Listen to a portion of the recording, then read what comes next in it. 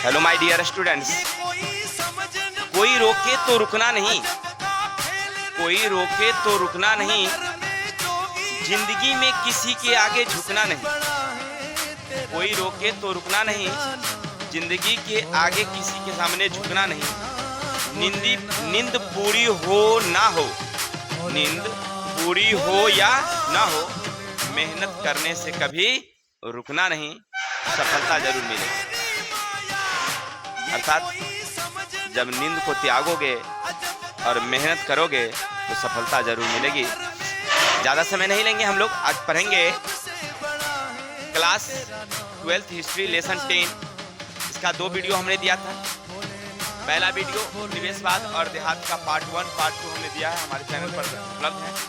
अगर आप पहले वो वीडियो नहीं देखे हैं तो जाइए चैनल पर और वो वीडियो देखिए, तब आपको ये वीडियो समझ में आएगी। ठीक है, चलते हैं हम लोग। आज पढ़ेंगे जंगल में बाहरी लोगों का जब आगमन हुआ तो किस तरह से लोगों ने व्यवहार किया वहां पर, पहाड़ी लोगों ने, इसके बारे में चर्चा करेंगे। यानी पहाड़ी क्षेत्रों में बाहर के लोग जब वहां गए तो पहाड़ी लोगों ने किस तरह से व्यवहार किया है, इस बात का इसमें चर्चा है। होता क्या है सुनिएगा। अधिक आय के उद्देश्य से अंग्रेज पहाड़ी में प्रवेश किया। यानी हमने बताया कि सबसे पहले अंग्रेज कहां गए? शहर, जहां व्यापार विकसित किया। जब 1810 में खदानों का उत्पादन बढ़ गया, आय क्या उसको कहते हैं, कीमत बढ़ गई, तो उसने कहां चला गया? वो गांव की तरफ, और अधिक से अधिक कर लगा करके धीरे धीरे उसने क्या किया?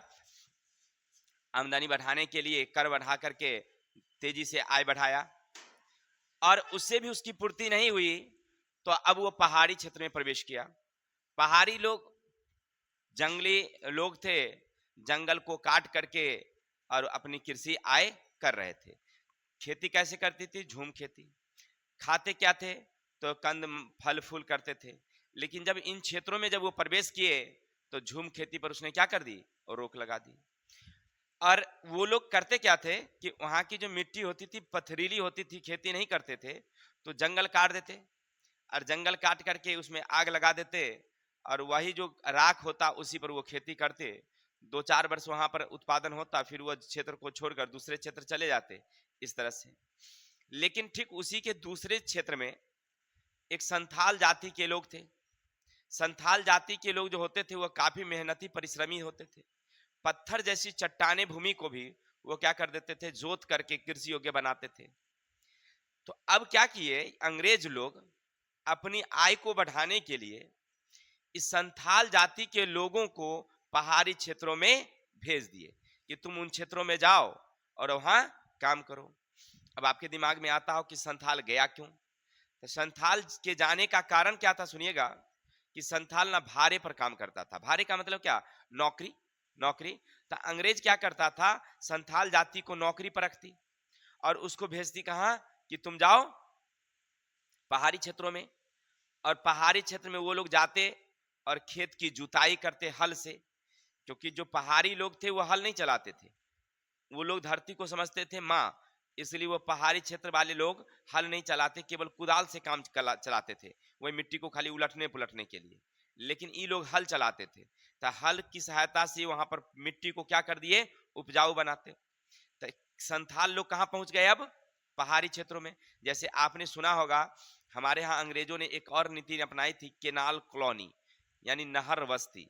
जैसे हमारे यहाँ राजस्थान है, वो बालू क्षेत्र है, वहां खेती बाड़ी नहीं होती है। तो देखिए अंग्रेज हर जगह पर खेती बाड़ी करना चाहती थी, तो उसने क्या किया कि वहां की जो नदियां थी उन नदियों से नहर निकाला। पहले अंग्रेजों ने हर नहर बनवाया, नहर बनवा करके और बिहार उत्तर प्रदेश के मजदूरों को उठा करके ले गया कहाँ? राजस्थान। वहां छोटे छोटे घर बनवाए और उसमें उसको रखा और कहा तुम लोग यहाँ पर खेती करो। बालू में खेती करवाया, किससे? लोगों से। उस जगह कहलाया केनाल कॉलोनी। केनाल का मतलब होता है नहर, कॉलोनी का मतलब बस्ती। केनाल कॉलोनी, नहर बस्ती। और उस जगह पर वो लोग खेती करवाते थे अंग्रेज लोग। यानी कहने का अर्थ है कि एक जगह को छोड़ते नहीं थे, बस लोगों को उठा करके ले जाते थे, कहते खेती करो। जैसे आप बिहार में भी पढ़े होंगे कि हमारे चंपारण जिला में बाढ़ बहुत ज्यादा आया करती थी, तो वो लोग क्या करते थे, यहाँ के लोग खेती नहीं करते थे तो बाहर से लोगों को ला करके वहां पर खेती करवाता था, झारखंड के लोगों से। यानी अंग्रेज लोग ना ऐसे करते थे। तो क्या किए, संथाल लोग काफी मेहनती थे, तो उसको कहाँ ले गए, पहाड़ी क्षेत्रों में। अब वहां पर उसको रख दिए, खेती कर रहे थे। अभी पहाड़ी वाले लोग ना, उनको लगा कि ये बाहर का लोग हमारे समाज बस्ती में आ गया है, अब हमारा कबीला है, हमारा समाज है, तो हम लोग जैसे मन वैसे रह रहे हैं, कोई दिक्कत नहीं है। लेकिन इस संथाल वाला घुस गया, तो उसको थोड़ा सा लगा कि अरे यार, ये बाहर वाला आ गया है, अब हम लोग कैसे रहेंगे, नहीं, उसको अपने आप में थोड़ा सा आश्चर्य होने लगा। इसलिए क्या किए, वो दोनों के बीच में, यानी संथाल और पहाड़ियों के बीच में संघर्ष का एक नौबत आ गई, दोनों लड़ने लगे। ठीक है ना, यानी पहाड़ी लोग ना संथाल को मार करके भगाना चाहते थे वहां से, दोनों के बीच में युद्ध हो जाता, एक कुदाल से और एक हल से। समझ रहे ना, ये स्थिति थी। यानी कि पहाड़ी लोग अपने बीच किसी समाज के लोगों को रहने नहीं देना चाहते थे। ये तो सब लोगों की भी होती है कि बाहर से कोई अगर अंदर आ जाए समाज में, तो उसको लगता है कि हम लोग कैसे बढ़िया रह रहे थे खुशी पूर्वक, और दूसरे को हम कैसे बीच में इन कर देंगे क्या। ये तो जिंदगी की बात है। चलते हैं आगे। तो इस तरह से उन दोनों के बीच में क्या बढ़ा था, संघर्ष बढ़ा था। अब चलते हैं संथाल विद्रोह। अब जब अंग्रेज अंग्रेज संथाल को नौकरी पर रख रहे थे, तो फिर संथाल जाति ने विद्रोह क्यों किया, आखिर इसके पीछे तो कुछ कारण होगा ना। तो देखिए होता क्या था कि वो क्या कहते हैं ना, वो सगा किसी का नहीं था, अंग्रेज वाला जो था ना, वह किसी का सगा नहीं था। जब तक वो मेहनत कर रहा है, काम कर रहा है तो ठीक है, नहीं कर रहा था तो बस, और काम करेगा तो कर दो तुम। ऐसा नहीं कि तुमको हम रखे हुए हैं, ऐसे रखे हुए हैं, कर देना पड़ता था। तो संथाल जाति के लोग बहुत मेहनती थे।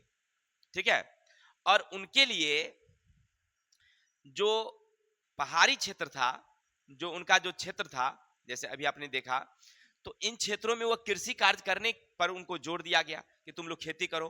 और वो लोग नगदी फसल की ज्यादा खेती करते थे, नगदी फसल का ज्यादा खेती करते थे। अब जब ज्यादा जोर दिए तो उस उत्पादन बढ़ा, और उत्पादन बढ़ा तो उस पर अधिक से अधिक कर लगा दिया कि भाई तुमको कर देना पड़ेगा। अब संथाल जाति लोग उत्पादन करे, कर उसले कौन, अंग्रेज। तो इसलिए उन्होंने 1850 तक अंग्रेजों से स्वायत्त सरकार की मांग करने लगे कि नहीं भाई, हम आप लोगों को कर नहीं दे सकते हैं, हमको जो है हमारी अपनी सरकार चाहिए। माने ऐसा सरकार, माने कबीला का आदमी, जैसे पहले मुखिया नहीं था, वो मुखिया की मांग कर रहे थे कि हम अंग्रेजों को कर नहीं देंगे, हमको अपनी सरकार चाहिए।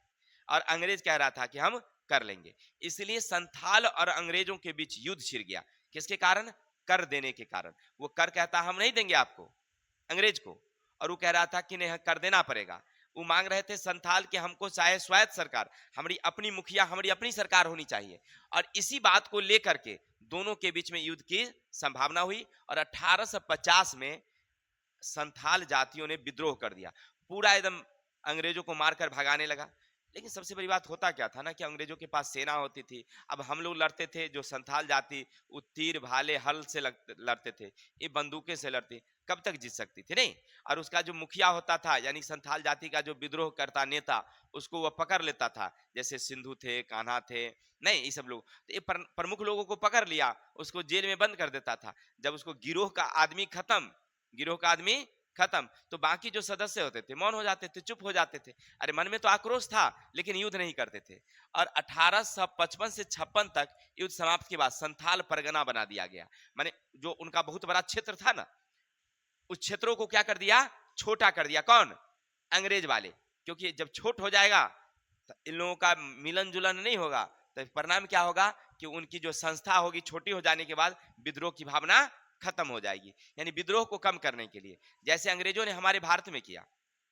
हमारे भारत में वो क्या किया, जब हम हिंदू मुस्लिम लड़ रहे थे, तब 1905 में उसने क्या किया, हिंदू मुस्लिम अलग करने के उद्देश्य से, हिंदू मुस्लिम अलग करने के उद्देश्य से 1905 में बंग भंग लगा दिया। बंग भंग यानी कि मुस्लिम को अलग कर दो और हिंदू को अलग कर दो, बस। इसका मेन उद्देश्य यही था कि उसको अलग कर देंगे तो दोनों के बीच में संघर्ष अपने में बढ़ जाएगा, फिर हमसे युद्ध नहीं करेगा। तो संथाल में संथाल परगना बनाने का मेन कारण यही था कि संथाल जाति बढ़ जाएगी, इसका सदस्य की संख्या हो जाएगा कम, झगड़ा हो जाएगी कम। चलते हैं पहाड़ी और संथाल में अंतर। आखिर पहाड़ी और संथाल लोग क्यों लड़ते थे, सुनिएगा। देखिए पहाड़ी लोग जो थे दोनों में अंतर था। क्या क्या अंतर था सुनिएगा थोड़ा सा। जो पहाड़ी लोग होते थे वो झूम खेती करते थे। कौन खेती? झूम खेती। झूम खेती आप समझ रहे हैं, कहीं कहीं उसको कर्तन दहन कहते हैं, कहीं उसको पलामू कहते हैं, माने अलग अलग क्षेत्रों में। जैसे देखिए सब आदिवासी समाज ही करता था।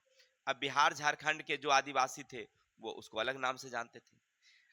असम मेघालय के जो आदिवासी समाज थे उसको अलग नामों से जानते थे। तो यही खेती वही थी कि पेड़ जंगल को काट करके और खेती करना। तो ये पहाड़ी लोग करते थे। तो जहां जहां पहाड़ था, जैसे झारखंड में पहाड़ था छोटा नागपुर, तो उस क्षेत्र के लोग करते थे। चले जाएंगे उधर असम और मणिपुर में पहाड़ है तो वहां के लोग करते थे। तो ये झूम खेती करते थे। जबकि संथाल जो है ना झूम खेती नहीं करते थे, वो अस्थाई खेती करते थे। माने उनकी जो भी जमीन थी उस पर अस्थाई खेती करते थे, वो एक जगह से दूसरे जगह नहीं जाते थे। पहाड़ी लोग जमीन नहीं जोतते थे, जबकि संथाल लोग जमीन जोतते थे। वो जमीन को जोतते थे और अच्छी तरह से उसकी निराई सिंचाई जो ऐसे जैसे अभी खेती होती है वैसे करते थे। पहाड़ी लोग भोजन में महुआ का फूल का उपयोग करते थे। यानी कहने का अर्थ है जंगली फल फूल का उपयोग वो भोजन में, क्योंकि जंगल में रहते थे कंदमूल उनको मिल जाता था तो करते थे। बेचने के लिए वो रेशम का जो कोया जो होता था, कोया का मतलब हुआ फल, रेशम का जो फल होता था ये लोग वहां से बेचते, क्योंकि जंगल में बहुत सारा रेशम उत्पादन हो जाता था। तो वो रेशम के कोया को वे लोग इकट्ठा करते और खुद व्यापारी आते थे उनके यहाँ और उसको खरीद करके ले जाते थे। जैसे अभी हम लोग करते हैं कि खेतों से उत्पादन किए थोड़ा थोड़ा, किसी के पास 5 किलो 2 किलो 4 किलो नहीं, और आपको जरूरत होगा तो हाट के पास जाके आप बेच देते हैं हाट में, और नहीं होता है तो व्यापारी आता है तो उसको आप लोग दे देते हैं, नहीं देते हैं। तो उसी तरह से बेचने के लिए वो रेशम का कोया, काठ कोयला, उस समय लकड़ी जो जलता था पहाड़ी लोग जो जलाते थे, क्योंकि छोटी छोटी लकड़ियां तो जल्दी जल जाती होगी और जो बड़ी बड़ी लकड़ियां होती थी वो रह जाती थी। बारिश हुआ आधा जला आधा बच गया तो उसको कहते हैं हम लोग काठ कोयला, ठीक है ना। तो वो भी बिकता था, तो वो भी वो लोग क्या करते थे, जमा करते थे, उसको भी बेचते थे। अभी भी काठ कोयला बिकता है, देखे है ना। अगर नहीं जानते होंगे तो चूड़ी वाला भी ले जाता है, देखे होंगे हम लोग पहले घर में खाना बनता था लकड़ी पर, तो खाना बन गया, लकड़ी जल रहा था, पानी उस पर डाल दिए तो कोयला हो गया, उसको हम लोग बाहर निकाल करके सुखा देते थे। और हमारे यहाँ आता था उस जमाने में 3 रुपए या 4 रुपए किलो लकड़ी का कोयला जो है जलल का वाला कोयला, वो ले जाता था चूड़ी बेच बनाने वाला अपने यहाँ से, अभी भी ले जाता है। तो काठ कोयला वो लोग उपयोग करते थे, बेचते थे। इस तरह से कहने का अर्थ है कि पहाड़ी लोगों का ये जीविकोपार्जन का साधन था। जबकि संथाल की भूमि चट्टानी थी और वे लोग बहुत ही मेहनती, और खेती किसका करते थे, तंबाकू और सरसों की वे लोग खेती करते थे। हमने क्या बताया, वो नगदी फसल करते थे। तो तंबाकू और सरसों क्या है, नगदी फसल है। कपास की भी खेती करते थे। चलते हैं, पहाड़ी लोग आक्रमणकारी होते थे। आक्रमणकारी समझ रहे ना, कि क्या होता था, क्योंकि वे लोग तो खेती करते नहीं थे, अनाज की हो जाती थी कमी, भूख जब लगता था तो नहीं, भूख लगता है तो ये लोग चोरी करता है। तो ये लोग क्या करते थे कि जैसे पहाड़ है, अब इनको भूख लगा तो अब क्या करते, कंदमूल जानवर नहीं मिला तो आसपास के जो गांव होते थे इलाका, वो इलाका पर आक्रमण कर देते थे ये लोग, पहाड़ी लोग। जो इसके पास अस्त्र होता था, तीर बंदूक जो भी था इसके साथ, और वो जाता था वो इलाके के लोगों को लूट लेता था, अनाज उनाज, लोगों को जरूरत नहीं था उसको, अनाज को लूट लेता था, ठीक है, और वहां से वो लोग चले जाते थे। लेकिन मतलब ये ऐसे थे कौन, पहाड़ी लोग। जबकि संथाल इस तरह के लोग नहीं थे। संथाल लोग लूटने पाटने का काम नहीं करते, क्योंकि अनाज का खेती करते थे तो उसके पास अनाज रहता था, खाने पीने के साधन रहते थे, तो वो इस तरह का काम नहीं करते थे। तो आपने क्या देखा, संथाल के पहाड़ी लोग और संथाल लोगों में क्या था, अंतर था। दोनों आदिवासी समाज है, देखिए दोनों आदिवासी ही था, लेकिन दोनों में अंतर था, दोनों के गुणों में, ठीक है। चलिए आगे चलते हैं हम लोग। भारतीय युद्ध पर अमेरिकी गृह युद्ध का प्रभाव। अब क्या होता सुनिएगा, कि हमारे भारत पर अमेरिका के युद्धों का भी प्रभाव पड़ा है। कैसे पड़ा सुनिएगा। इंग्लैंड तो एक बहुत बड़ा औद्योगिक केंद्र बन गया था, क्योंकि दुनिया के अधिकांश देशों पर किसका अधिकार, इंग्लैंड का अधिकार था। इंग्लैंड अपने देश में माल बनाता था और उसको बेचता था दूसरे देश में। खास करके उस समय क्या होता था, कपड़ा का उत्पादन, कपड़ा का व्यापार सबसे ज्यादा होता था। उस समय क्या होता था, कपड़ा का उत्पादन सबसे ज्यादा, माने मेन मेन व्यापार किस चीज का था, कपड़ा का था। अब कपड़ा बनाने के लिए क्या चाहिए हमें, कपास चाहिए। कपास कहां से मिलता, तो अपने भारत में भी होता था, और अमेरिका में भी होता था। लेकिन अमेरिका का जो कपास था वो उत्तम कोटि का था और भारत का कपास किया था न्यूनतम कोटि का था। क्लियर? मैंने कहने का अर्थ है कि अपने भारत का जो कपास है उससे अच्छी रेशा तैयार नहीं होती है, अच्छी कपड़ा तैयार नहीं होती है। अमेरिका का जो कपास है उससे अच्छी कपड़ा होता है। जैसे आप मार्केट में जाते हैं, यही कमीज आप लेते हैं तो ये थोड़ा सा उतना चमकदार अच्छा नहीं है, मजबूत नहीं है, और इसी में आप दूसरे कपड़ा खरीदते होंगे, ब्रांड कंपनी नहीं कहते हैं, तो वो आपको अच्छा लगता है। अरे भाई कपड़ा तो वही है, रेशा तो वही है, तो फिर आखिर वो चमकदार ज्यादा है, चमकदार कम है, वो टिकाऊ ज्यादा है, टिकाऊ कम है। इसका मेन कारण है कपास, कपास की क्वालिटी। ठीक है, अब वही कपड़ा मार्केट में खरीदिए तो आपको मिलेगा 1500 2000 में एगो कमीज मिलेगा, और ई जाइए तो 200 में मिल जाता है। इसके पीछे कारण है वही कपास। क्लियर? जो उत्तम कोटि का कपास था, तो अमेरिका में एक उत्तम कोटि का कपास मिलता था। अब इंग्लैंड क्या करता था, क्योंकि इंग्लैंड वहीं से कपास खरीदता था, विश्व बाजार में उसको जाना है, कई देशों के साथ कंपटीशन भी लड़ना है, ऐसा नहीं कि उसको कंपटीशन फेस नहीं करना पड़ता था। देखिए, इंग्लैंड वाले को फ्रांस का कंपटीशन, पुर्तगाल का कंपटीशन, स्पेन, जर्मनी, इस सारे देशों का, ऑस्ट्रिया, सबका वो कंपटीशन फेस करता था। उस सब के सामने अब आपके दिमाग में आता होगा, ए सर आप तो बताए कि सब तो भाग गया था, अंग्रेजी भी खाली अपने भारत में था। नहीं रे, ऐसी बात नहीं था। अंग्रेज का अधिकार ज्यादा था, पुर्तगाल वाला भी था, स्पेन वाला भी था अपने यहाँ। ठीक है ना? जैसे गोवा दामन दीवार था ना, उस पर किसका अधिकार था? पुर्तगाल वाला अधिकार किए हुए था। तो हम लोग उससे भी लड़े हैं, उसको भी मार के भगाए हैं। आजादी हम लोग 1947 में ले लिए थे, अंग्रेज से लिए थे, पुर्तगाल वाले से नहीं। पुर्तगाल वाला तभी था हमारे यहाँ, लेकिन उसे हमको ज्यादा लड़ना नहीं पड़ा, उन लोगों को स्वतः हुआ चला गया। समझ रहा ना? यानी उनकी लड़ाई जो थी ना, उनसे हमको ज्यादा नहीं लड़ना पड़ा। पुर्तगाल वाला भी हमारे भारत में था, कहाँ? तो उधर गोवा के तरफ, दमन दीव के तरफ वो था। ठीक है ना? उसी तरह से स्पेन वाला उधर दक्षिण भारत के में था, वो नहीं गया था, वो सब था ही। ठीक है ना? लेकिन उन लोगों का व्यापार बहुत छोटा था, भारत में केवल वो व्यापार करता था, उसको शासन से मतलब नहीं था। अंग्रेज व्यापार के साथ साथ शासन करता था, इसीलिए हम उसे आजादी लिए हैं, तो इसीलिए उसका नाम है स्वतः अंग्रेजों से लड़ाई। नहीं, लेकिन ऐसा नहीं कि वो लोग व्यापार नहीं करने आता था, व्यापार करने आता था सब कोई। ठीक है, चलिए, तो उस सबको फेस करना पड़ता था, इसलिए क्या करता था अंग्रेज, अमेरिका से कपास मंगवाता था। अब समझिए क्या होता है, अमेरिका से कपास अच्छा क्वालिटी का मंगवाया, और ठीक इसी बीच क्या होता है कि अमेरिका में गृह युद्ध छिड़ जाता है। कौन युद्ध? गृह युद्ध। गृह युद्ध का मतलब होता है वहां की सरकार और जनता के बीच में लड़ाई हो जाना। ठीक है, तो अब विश्व व्यापार उसका बंद हो जाता है, यानी बाहर अब माल खरीदना और बेचना क्या हो जाता है? बंद हो जाता है। अब इंग्लैंड को तो चाहिए, इंग्लैंड को तो चाहिए कपास, वो कहां से लावे? तो उसने ऑप्शन चुना भारत से, कि भाई भारत में तो कपास हो रहा है ना, चलो। लेकिन उसकी पूर्ति नहीं हो रही थी, उस समय कपास कम उत्पादन हो रहा था भारत में। अब जब अमेरिका से उसके व्यापार बंद हो गया, तो अब उसको कपास की ज्यादा जरूरत, तो कहां से लावे? तो भारत के किसान, यही क्या नाम था उनका, संथाल वाले लोग, ठीक है ना, इन लोगों को प्रोत्साहन दिया, कर्ज दिलवाया कि भाई तू लोग खेती करो तेजी से और उत्पादन बढ़ाओ। ठीक है ना, हम थोड़ा कपास को महंगा दर में खरीदेंगे। कपास का कीमत भी बढ़ा, उत्पादन भी बढ़ा, ऐसा नहीं कि उत्पादन भी बढ़ा और मतलब उसका कीमत भी बढ़ाया, लेकिन फिर भी संतोषजनक इन लोगों को वृद्धि नहीं हुई। जो कर्ज लिया ना, कर्ज लेकर के खेती बाड़ी करता था, और साहूकार महाजन जो था ना, वो ज्यादा दर में कर देता था, ऊंचा दर पर कर। अब बेचारे परेशान थे, इधर कीमत बढ़ा था लेकिन फिर भी संतोषजनक वृद्धि नहीं हुई थी, और उत्पादन भी बढ़ा, लेकिन उससे उनको जो फायदा होना चाहिए वो नहीं हुआ, क्योंकि कर्ज में भी ज्यादा पैसा उसका चल जाता था, साहूकार का कर्जा चुकाना। अब परिणाम क्या हुआ कि ये लोग कर्ज लेकर के खेती बाड़ी शुरू किए, अचानक फिर से गृह युद्ध का अमेरिका में क्या हो गया? बंद हो गया। अमेरिका में गृह युद्ध बंद हो गया, फिर विश्व बाजार खुल गया, तब भारत से वो कपास खरीदना बंद कर दिया अंग्रेज। कहां चला गया? अब अमेरिका, क्योंकि उसको ऑप्शन था वहां पर, तो अच्छा कपास था तो चला गया भारत में। अब ये किसान को क्या हुआ सो देखिए, क्योंकि कर्ज लिए, एकाएक मार्केट क्या हो गया? बंद हो गया, कीमत जो कपास का था वो क्या हो गया? कम गया अचानक।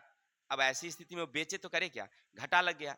अब महाजन वाला साहूकार जो है उस सब किसान को तंग करने लगा कि तुम हमको कर्जा दो, और कर्ज इसके पास देने के लिए पैसे नहीं थे। दोनों के बीच में संघर्ष की स्थिति हो गई। किसके? साहूकार और किसान के बीच में। और साहूकार कौन था? तो अंग्रेज में एक आदमी था वो। तो फिर से किसान और किसके बीच में क्या हो गया? युद्ध की स्थिति आ गई। अब देखिए क्या होता है, किसान के इतिहास लिखने का स्रोत। अब आपके दिमाग में आता होगा कि सर एक कल तो आप बताए थे कि कोई भी इतिहास तो इस तरह से नहीं लिखी जाती है। नहीं, देखिए ये बात सही है। जब आप पिछले अध्याय में पढ़े थे इतिवृत्त, नहीं पढ़े थे? इतिवृत्त किसके बारे में? बाबर के बारे में। तो बाबर की जीवनी थी उसमें, राजा और राज दरबार के नियम कानून के बारे में। जब आप अकबरनामा पढ़े तो अकबर की जीवनी, अकबर के शासन के बारे में। जनता का कोई चर्चा विशेष नहीं था, थोड़ा मोड़ा झलक मिलता था। ठीक, जब राजनीतिक आप पढ़ेंगे तो राजनीतिक में राजनेता और उसके नियम कानून, आम जनता का कहीं कोई वर्णन नहीं होता है। क्लियर? तो ऐसी स्थिति में किसानों के इतिहास को कैसे जाना जाए, कैसे वहां पर समझा जाए? ठीक है, तो हुआ क्या कि आपने देखा था, कल हमने पढ़ाया था कि 1857 में एक क्रांति हुई थी जिसका नाम हमने रखा था सैनिक विद्रोह। अंग्रेज कह रहा है उसको सैनिक विद्रोह, लेकिन हम कह रहे थे उसको स्वतंत्रता संग्राम की पहली लड़ाई। ठीक है, जो कहां से शुरू हुई थी? तब बिहार के मेरठ से, जिसको शुरू करने वाले थे मंगल पांडे और बिहार के हमारे जमींदार बाबूवीर कुंवर सिंह ने लड़ा था उसमें। कल हम लोग इसकी चर्चा किए थे। अब देखिए, युद्ध जब हुआ तो अंग्रेजों की जो एक साल की शक्ति थी उसको उखाड़ दिए हम लोग, हिला दिए, नहीं हिला दिए। यानी कहने का अर्थ है 1757 में पलासी की पहली लड़ाई वो लोग लड़ा, बंगाल पर उसने अधिकार किया। और उसके बाद लगातार फिर 1764 में बक्सर युद्ध लड़ा, उस पर अधिकार किया। बिहार, दिल्ली सब पर उसने अधिकार कर लिया और धीरे धीरे धीरे लगभग पूरे देश पर उसने अधिकार कर लिया। फिर आदिवासी समाज की तरफ गया उसमें, लेकिन सब लोग मिल करके हमने 1857 यानी 1757 से 1857 100 वर्ष पूरा अंग्रेजों ने अपना विस्तार करना शुरू किया, तो पूरे देश पर अधिकार किया। इतनी बड़ी शक्ति उसने 100 वर्षों में स्थापित कर लिया था। और तब हम 1857 में जब लड़े तो उसकी शक्ति को क्या कर दिया? हमें हिला दिए। अंग्रेज को लगा कि भारत पर अधिकार करना अब संभव नहीं है, तो उसने सुधार करना शुरू किया, सोचना शुरू किया कि अरे यार पता लगाओ पहले कि आखिर ये लड़ाई हुआ क्यों, लोगों के मन में ये भावना आया कहां से हमारे पीछे लड़ने के लिए? नहीं, क्योंकि पहले लड़ता था कौन? था जमींदार, तब कौन था? किसान, तब कौन था? जाति विशेष, सन्यासी विद्रोह, मुंडा विद्रोह, कोल विद्रोह, ये जाति लड़ता था। ये सब एक बार क्यों लड़ा, इसके पीछे क्या कारण था, ये पता लगाओ। ठीक है, तो कुछ इतिहासकार तो ये कह दिए कि आपने किसानों को जो कर दिया ना, और किसान को जो कर के चलते आप तंग कर रहे थे, इसीलिए वो लड़ा। लेकिन यहां कह रहा है कि जब आयोग का गठन किया गया, अंग्रेजों ने जब आयोग लगाया कि जांच लगाओ, यानी जांच समिति, कि युद्ध के कारण क्या थे इसको जांचो। आयोग जब आई भारत, जब जांचना शुरू किया तो हर क्षेत्र में गया। हर क्षेत्र के बाद जब उसको ये पता लगा, अरे भाई इसका तो मेन कारण क्या था? मेन कारण कर था। यानी आपने जमींदार पर कर लगा दिया, किसान पर कर लगा दिया, आदिवासी समाज पर कर लगाया, यानी संथालों पर, पहाड़ियों पर कर लगाया, हर लोगों पर तो आपने कर लगाया। और कर थोड़ा मोरा नहीं, 50% लगा दिया, 50-50% नहीं। इसलिए वहां के लोगों ने क्या किया, ई लोग जो है इससे तंग आ गए थे, तंग आ गए थे, इसीलिए क्रांति हुई थी। और याद रखेंगे वहीं पर एक किसान का आंदोलन था जिसका नाम था सूपा आंदोलन, याद रखेंगे। अब कहिएगा आपके पास दिमाग में आएगा सूपा आंदोलन क्या था। तो पूना में एक जगह है सूपा, और वहां के जो साहूकार थे वो किसान को क्या दिए? कर दिए। अब किसान को जब कर दिए तो किसान से ज्यादा कर वसूल रहे थे, यहां तक कि उत्पादन का 50% होता 100% ले लेता था जबरदस्ती। क्यों? क्योंकि साहूकार किसका आदमी था? अंग्रेज का आदमी था। और इसको साहूकार को कौन मदद कर रहा था? अंग्रेज, उसके सैनिक। तो ये जबरदस्ती कर लेता था किसान के साथ। तो आप कितना दिन जबरदस्ती कीजिएगा? एक दिन तो ऐसा आएगा कि आप पछताइएगा। सब किसान सब विचार कर लिया, और वहां एक मंडी थी जहां व्यापारी और साहूकार लोग रहते थे, यानी बाजार जिसको कह सकते हैं आप लोग, बाजार। वहां पर वो गया, सब जुट गया, कौन? किसान वाला, और सबको मार फेंट से दिया, भसका उसका मुंह का नार, तोड़ फोड़ कर दिया।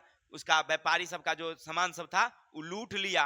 इतना ही नहीं, कहा कि अच्छा तू लोग खाता बही में न लिखता है, लाओ खाते बही को जला देते हैं। सब व्यापारी जो साहूकार सब जो खाता बही रख लेता कर्जा वाला, जब फलनमा का इतना रुपया, फलनमा का इतना रुपया, वो सब खाते को जला दिया। और यहां तक घर किसना साहूकार के घर में आग लगा दिया। ये कहलाया सूपा विद्रोह। कहां का था वो? तो पूना के सूपा नामक जगह पर था। ठीक है, ये कब हुआ था? तो जगह का सन शताब्दी भी होगा, ये लगभग 1854 या 55 में हुआ था, ये याद नहीं है। चलते हैं, अब हम लोग तो इतना कहानी पढ़ लिए, आखिर भारतीय किसान दरिद्र क्यों थे, भारतीय किसान क्यों गरीब हुए, इसके पीछे क्या कारण था, सुनिएगा। नंबर एक है भूमि की नई कर व्यवस्था। हमारे भारतीय किसान अंग्रेजी शासन में आखिर क्यों गरीब हो गई, दिन प्रतिदिन किसान गरीब क्यों होते जा रहे थे? इसका मेन कारण था भूमि की नई कर व्यवस्था। यानी अंग्रेजों ने भूमि पर लगातार कर व्यवस्था लगाया। कौन कौन कर? तो पहला लगाया स्थायी बंदोबस्त, फिर रैयतवारी और फिर महालवारी। अरे व्यवस्था कौनो रहे, नियम कौनो रहे, उसका मतलब नहीं था उसका ना, उसका सीधा सीधा कनेक्शन था 50% कर हमको दो। क्लियर? सब में वही कहानी थी उसकी, जहां जिसको ऐसा जैसा लगा वो लगाया, लेकिन उसका कनेक्शन क्या था कि हमको तुम अपने उत्पादन का 45 से 50% कर दो, चाहे तुम अनाज दो या नगद राशि दो, तुम्हें खेती हो ना हो। अब ऐसी स्थिति में क्या हुआ कि जो किसान उत्पादन करता उसका 50% उधर चला गया। अब खेत जुताई में पैसा लगता था, बीज में पैसा लगता था, सिंचाई करे मेहनत करे, नहीं अगर किसी साल फसल नहीं हुआ तो भी उसको कर देना ही पड़ता था। ऐसी स्थिति में क्या किए, वो लोग कर्ज उठाए। अब मजबूरी में जब कर्ज लेने गए थे तो और महंगा कर्ज मिलता था, दिन प्रतिदिन वो क्या होने लगे, गरीब होने लगे। मेन कारण। दूसरा कारण ये भी था, किसान में असुरक्षा की भावना थी। देखिए ध्यान दीजिएगा, किसान असुरक्षित थे। क्यों असुरक्षित थे? अभी हमने क्या बताया, किसान खेती करते हैं, या तो पहाड़ी लोग या अन्य लोग आते थे किसान का अनाज को लूट लेते। गांव में आक्रमण कर दिए पहाड़ी लोग, तो उसका अनाज उठा के ले जाता था, या जमींदार का आदमी जाता तो उससे जबरदस्ती अनाज ले लेता था। जैसे मान लीजिए हमारे दरवाजे पर अगर 50 बोरा अनाज रखा हुआ है तो उसका हिस्सा 25 बोरा है, लेकिन देखता था अरे बाप रे बहुत अनाज है रे, इसमें से 30 बोरा ले लो, है ना। उसकी सुरक्षा करने वाला कोई नहीं था, उसका बात तो कोई सुनता ही नहीं था। अब हम शिकायत किसको करेंगे? ये स्थिति थी वहां पर। तो किसानों में असुरक्षा की भावना हो गया, वो तो सोच लिया कि हम कितनों मेहनत करेंगे, हमारा जो उत्पादन होगा वो कौन ले जाएगा। वो हम शिकायत भी तो किसी को नहीं कर सकते हैं, या तो जमींदार आया जमींदार ले गया, जाकर के हम अगर सरकार से कहेंगे तो अंग्रेजी सरकार है और वो जमींदार का ही सुरक्षा करेगा, हमारी थोड़ी बात मानेगा। यही होती थी। इसलिए उनके मन में एकदम असुरक्षा की भावना थी कि हमरा देखने वाला कोई नहीं है, कैसे हो जिंदगी जी लो, जन्म लिया है तो कैसे हो जिंदगी काट लो, अमीर बनने की आशा मत रखियो। कौन कह रहा था? वो किसान भाई लोग कह रहे थे। किसानों की भूमि की उपेक्षा, तो वो लोग खेती करना ही छोड़ दिए। समझ रहे ना, वो लोग सोचते थे खेती करेंगे, बाप रे पैसा लगा करके मेहनत करके नहीं होगा, कर्जा लेकर के देना पड़ेगा। अरे होता ही था ऐसा ही। खेती बाड़ी के लिए विकास के लिए सरकार तो कोई कदम उठाती नहीं थी। अब वो खेती किया, बाढ़ आ गया, सूखा आ गया, फसल बर्बाद, कर्ज देना पड़ता था। उससे बढ़िया क्या था, वो मजदूरी करता था। मजदूरी करना आपने पढ़ा था ना, पहली चैप्टर था हम लोग पढ़े थे हिंदी में, पूष की रात। उसमें क्या कहा गया कि खेती करने से बढ़िया क्या है, मजदूरी है। मजदूरी करेंगे तो वो लोग ना भूमि की उपेक्षा करने लगा, सोचा कि चलो इसको हम लोग छोड़ देते हैं, इसकी हम लोग खेती नहीं करेंगे। चलते हैं जमींदार द्वारा भरपूर शोषण। हमने बताया ना अभी जमींदार क्या करते थे, शोषण। क्योंकि सरकार ने ये नियम लगाया था जमींदारों के लिए कि तुमको इतना कर देना है। अब तुम कितना उछलोगे उसे हमको मतलब नहीं है, तुम अपने कोठी से दो, यानी अपने जमा राशि में से दो, या किसान से लेके दो, हमको मतलब नहीं है। तुम्हारे पास 400 गांव है तो तुमको इतना कर देना होगा, और वो भी शाम के इतना तारीख को, सूर्यास्त होने से पहले। उसको सूर्यास्त नियम कहा गया था। नहीं, अगर नहीं दोगे तो तुम्हारी जमींदारी नीलाम कर दी जाएगी। बहुत जमींदार तो देवे नहीं करता था, बेईमानी कर लेता था। ठीक है ना, वापस क्या क्या होता था घटना तो देख ही रहे थे। तो जमींदार अब सोचा कि हमको क्या जरूरत है, हम किससे लेंगे, किसान से। और जमींदार को अपनी सेना नहीं रखने दिया, तो उसकी सुरक्षा के लिए कौन था, अंग्रेजी सेना थी। अब किसान का, जमींदार का एक आदमी कर वसूलने गया, अब पीछे से 25 गो अंग्रेजी पुलिस गया, हाफ पैंट वाला सब। अंग्रेज हाफ पैंट पहनता था पुलिस में, ठीक है ना। अब गया, अब सब उसका जबरदस्ती शोषण। अब चलते हैं, खेत को छोटे छोटे भागों में बंटना था। देखिए बंटना क्या था, क्योंकि दिन प्रतिदिन बढ़ती जा रही थी, आबादी बढ़ेगी तो जमीन का क्या होगा, टुकड़ा टुकड़ा होगा। अब आपके दादाजी थे और 1 बीघा का एक प्लॉट था, उनके 3 बेटे हुए, तो वो सब क्या कर दिए, बांट दिए, तो 6-6 कट्ठा का एगो टुकड़ा हो गया, नहीं हो गया। और आपके पिताजी को कितने, तो 2-2, तो अभी बांट दो उसको 3-3 कट्ठा का टुकड़ा। ये प्लॉट क्या हो गया, छोटा हो गया। अब प्लॉट जैसे छोटा होता है ना, तो उत्पादन क्या हो जाता है, कम हो जाता है। हमारे बिहार की स्थिति यही है। अब चले जाएंगे पंजाब और हरियाणा, वहां पर एक किसान के पास जितनी जमीन है एक जगह है, वो चकबंदी है वहां, चकबंदी। जब देश हमारा आजाद हुआ था ना, तो वहां चकबंदी लागू हुआ था। अब कहिएगा चकबंदी क्या था, कि जैसे मान लीजिए हमारा जमीन 10 जगह था, ठीक है, तो हमारी जो एक बड़ी प्लॉट थी, तो उसी सटा करके हमने अपना जमीन किसी दूर वाला को किसी को दे दिए, और उसका हिस्सा हम यहाँ ले लिए, यहाँ वाला उसको दे दिए, वहां वाला हम ले लिए, ऐसे करके। मैंने कहने का अर्थ है कि हमारी जमीन एक जगह सब हो गई। अगर 10 बीघा है तो 10 बीघा एक ही जगह है, ठीक है। 5 बीघा है तो 5 बीघा एक ही जगह है, वो 4 जगह जाने की जरूरत नहीं है। वहां पंजाब हरियाणा में क्या है, चकबंदी हुआ था आजादी के बाद, तो वो लोग मैंने यहाँ का जमीन लिया और उधर वाले इलाका का जमीन उसको दिया, ऐसे करके सरकार उस सबको उस समय बंटवा दिया था। तो अब वहां पर ठीक है, लेकिन अपने बिहार में ऐसा नहीं हुआ, बिहार में चकबंदी हुआ ही नहीं। परिणाम क्या है, खेत छोटा छोटा। अब खेत छोटा छोटा होगा तो उत्पादन छोटा होता है, याद रखिएगा, मैंने भरपूर उत्पादन नहीं होता। क्योंकि अब देखिए, कहेगा कैसे सर, अब आपके पास मान लीजिए अगर 2 बीघा जमीन है और 8 जगह में है, तो 8 जगह तो पंपिंग सेट नहीं लगाइएगा ना, और अपनी पंपिंग सेट होगा तो वो सिंचाई करना सुविधा होती है, सस्ता पड़ता है, आसान होता है, कि एक बार छोड़ दीजिए चालू करके रख दीजिए, आराम से खेत पड़ जाएगा, आपको पाइप उठाने की जरूरत नहीं होगा। लेकिन अगर 2 कट्ठा का टुकड़ा है और फिर दूसरे जगह 2 कट्ठा है, तो यहाँ पर बैठ के आपको सिंचाई करना होगा, और फिर हो गया 1 घंटा में, तो फिर यहाँ से पाइप उठा के फिर ले जाइए वो खेत में, नहीं हो। लेकिन वहां पर जाइए पंजाब हरियाणा में 10 बीघा 50 बीघा का एक खेत है, एक किसान का, बोर्डिंग चालू कर दिया, पाइप को छोड़ दिया और चला गया अपना। 2 दिन बाद आता है तो देखता है मेरा पूरा खेत पट्टल है। उस तरह का वो व्यवस्था बनाया हुआ है पूरी खेतों में, कि यहाँ पर चालू कर दिया पूरा खेत उसका पट गया। 2 दिन बाद आएगा, वो जानता है कि हमारा खेत 2 दिन में पड़ जाएगा, तो आया बोर्डिंग को बंद कर दिया, बिजली पर चल रहा है, कोई दिक्कत नहीं। समझ रहे ना, ये स्थिति है किसानों के पास। तो उसको समय भी बच गया, 2 दिन अपना काम करके आया, और हमारे भारतीय को, तो इसीलिए उत्पादन क्षमता क्या हो जाती है, कम हो जाती है। आगे है ग्राम्य उद्योग का पतन, क्योंकि अंग्रेज जब आया तो हम लोगों का जो छोटे छोटे उद्योग थे, हाथ से बनने वाली चीजें थी, इस सब का उसने क्या कर दिया था, बंद कर दिया था। क्योंकि उसके बड़े उद्योग के सामने हमारा ये छोटा उद्योग नहीं टिक सका। तो दिन प्रतिदिन हम लोग जो अपना काम करते थे, यानी हाथ से सामान बनाते थे, अब वो बनना बंद हो गया। तो अब किसान अब खेती भी नहीं कर सकता, अब खेती नहीं करेगा तो फिर उसके साथ विकल्प नहीं था कि अब वो ग्राम उद्योग चला सके, यानी हाथ से सामान बनावे, क्योंकि वो बिकता ही नहीं था मार्केट में। तो इसीलिए अब उसके सामने कोई विकल्प नहीं रह गया था, गरीब होने से। अब कोई काम नहीं मिलेगा तो क्या होगा भाई, गरीब तो होइएगा आप धीरे धीरे। अब चलते हैं साहूकार द्वारा शोषण। अभी आपने क्या पढ़ा था, कि आपके पास जरूरी है, मजबूरी में जब जाइएगा कर्जा लेने के लिए, तो वो महाजन छिड़ियावेगा, क्या समझे। आप कर्ज लेने के लिए जाइए, आपके पास पैसे नहीं है, तो आपको कर्जा मिलेगा बड़ा महंगा, 5 रुपए देवा लेके हत ला न त जा, ऐसे बोलेगा नहीं। और जिसके पास पैसा रहता है कितना देबो, तो 5 रुपए, 2 रुपए में दे क्या था, अच्छा ले जा, वैसे बोलेगा, एकदम आराम से बोलेगा ले जा, और देता है 1 रुपए 2 रुपए में देता है। क्योंकि आपके पास पैसा है, नहीं दीजिएगा तो फिर दूसरे से ले लेगा, तीसरे से ले लेगा।